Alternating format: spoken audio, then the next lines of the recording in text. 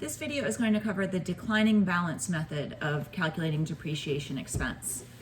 Specifically, we're going to look at the double declining balance method, but in general, the declining balance method uses a depreciation rate, some percentage, that is somewhat similar to the straight line method, but there are a few differences. We're applying that rate not to the asset's depreciable cost, but to the asset's ending book value. And that ending book value changes over time, causing the depreciation expense to change over time. And one additional difference is that we do not deduct the salvage value when we're computing the depreciation base. So let's return to our example from earlier. We're going to use the same numbers. We're going to look at a different way of calculating that depreciation rate. So when we're using the declining balance, or specifically in our case, the double declining balance,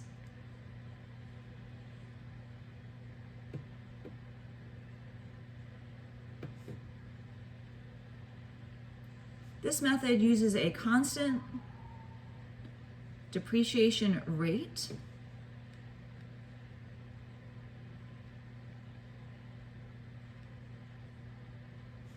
on or applied towards a declining book value. So we're going to have the highest amount of depreciation expense taken in the earliest periods of the asset's life. Depreciation expense in year one, or period one, is going to be much higher than depreciation expense in the later years of the asset's life, because the book value in the earlier years is higher than the book value in the later years. Okay, so depreciation expense is calculated with this formula, and this formula is going to look a little bit weird. We're going to take the number 2 and divide it by the asset's estimated useful life in years.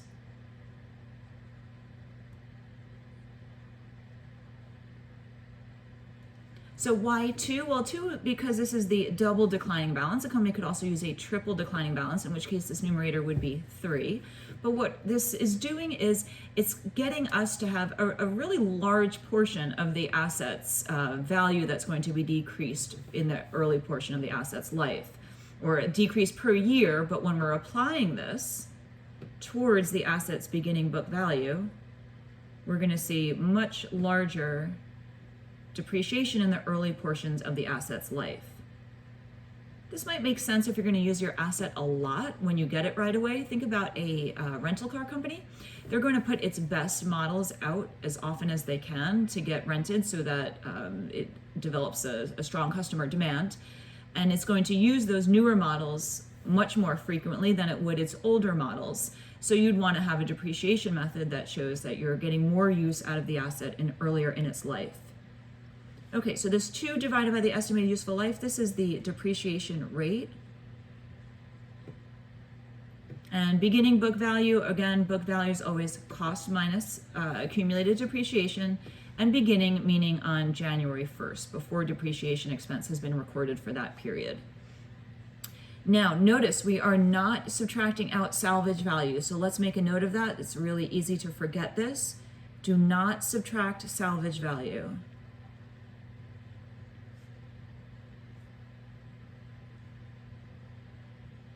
Instead, what we're going to do is depreciate the asset until we reach salvage value. So we have to be careful as we get closer towards the end of the asset's life. We have to get careful that we're not depreciating it any lower than its estimated salvage value.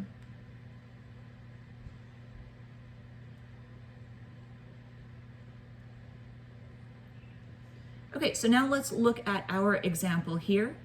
We have a $500,000 crane, estimated useful life of 5 years. We're not going to worry about the salvage value until we start getting into the later parts of the depreciating the asset itself. And we don't need to know the productive life. So we start with our depreciation expense per year, equal always, as long as they're using the double declining, not the triple declining. Start with the numerator 2. Divide that by the asset's estimated useful life, which we said was 5 years. So the depreciation rate the company would use is 40%. Multiply that by the asset's beginning book value, and when we first record this, we know that the beginning book value is going to be 500,000, but it's going to change each year as depreciation expense is recorded. So this is our variable. This is what's going to change each year.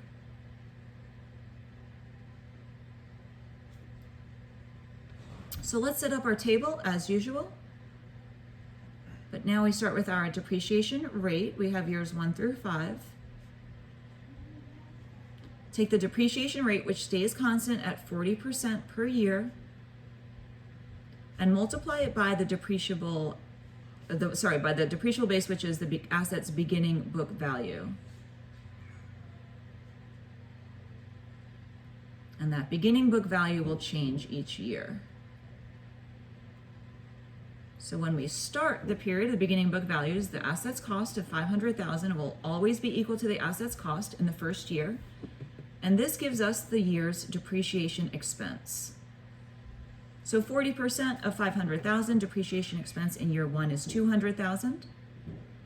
And if we need beginning book value in year 2, that's going to equal ending book value at the end of year 1. So I need to continue this table to have accumulated depreciation and ending book value.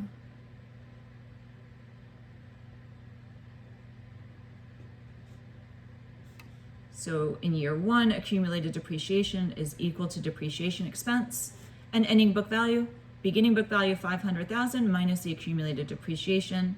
And look how much we've depreciated 40% of the asset's cost in year 1. So we know that depreciation expense is never going to be quite this high, because in the next year we're taking 40% not of 500,000, but 40% of 300,000. So depreciation expense is 120,000, and accumulated depreciation is 320,000. And ending book value is now 180,000. And this continues on as we get towards the end of the asset's life. We have to be concerned that we're never letting our ending book value get below salvage value, which is 50,000 in this case.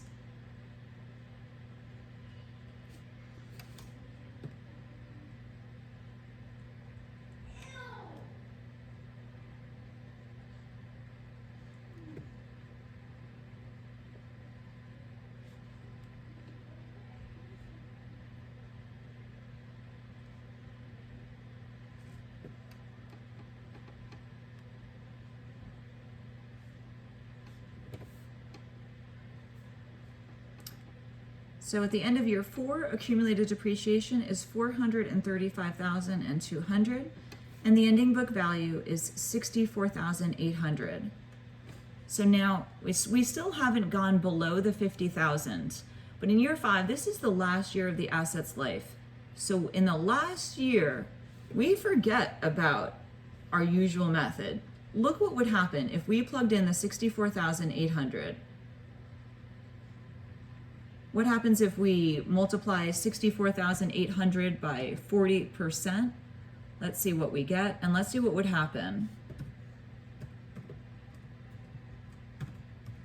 Our depreciation expense would be 25,920 applied to an ending book value of 64,800. So if we took 64,800 and subtracted out 25,920, we'd have an ending book value of 38,880. And that's well below the salvage value. So remember, in the last year, forget about doing our usual procedure. And we say, well, we know we need to get our ending book value to be 50,000. Depreciation expense is going to be the difference.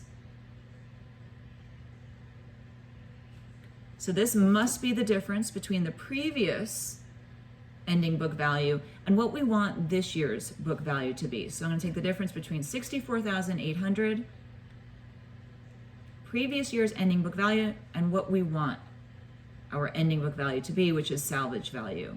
So 14,800 is what I force the depreciation expense to be in the last year of the asset's life. And then our accumulated depreciation would automatically be, if we take 435,200 and add 14,800, what must we get? 450,000. That's exactly what we wanted it to be. We forced it to be that amount. And so now we have depreciation expense in each year and accumulated depreciation and ending book value in each year using the double declining balance method.